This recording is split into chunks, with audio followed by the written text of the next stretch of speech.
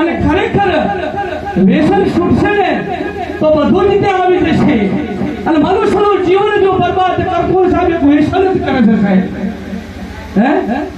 વ્યસન જ કરે છે કારણ કે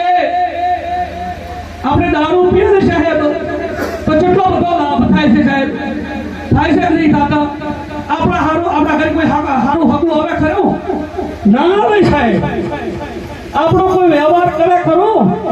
ના કરે સાહેબ આ કેટલો બધો લાભ છે આ વસ્તુ આરગવાથી સાહેબ બીજું કે આપણે ચરસ ગાંજો પીવો ને સાહેબ ચરસ ગાંજો એની અંદર એટલું બધું ઝેર પ્રવાહેલું છે સાહેબ કે તમારી બુદ્ધિ ભ્રષ્ટ કરી નાખે છે સાહેબ તમારું મનોવૃત્તિ સાહેબ એ નિષ્ફળ કરી નાખે છે સાહેબ બીજા નંબરમાં સાહેબ તમાકુ છે તમાકુની અંદર નિકોટિન નામનું ઝેર આવે છે સાહેબ અને નિકોટિન નામનું ઝેર તમારા ઓઠમાં જાય છે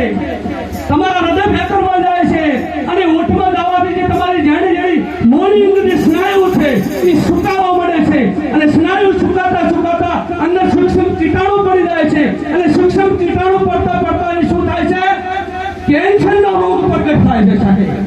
કારણ કે મારી નજરે દેખે છે 10 થી 15 માણસો સાહેબ હોસ્પિટલની અંદર આગળ અડધા જડબો કપાયેલા સાહેબ મારી નજરે આંખે જોયેલું છે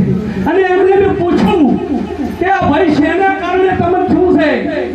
પણ એમણે કીધું સાહેબ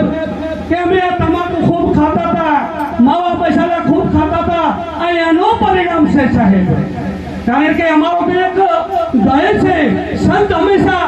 બંધનમાંથી મુક્ત કરે છે સંત હંમેશા વ્યસનમાંથી મુક્ત કરાવે છે અને ખરેખર સંત ક્યારે વ્યસન કરતો નથી સાહેબ સંત ક્યારે વ્યસન નથી કરતો અને ખરેખર વ્યસન કરીને એ સંત નથી કહેવાતો સાહેબ. વાહ વાહ.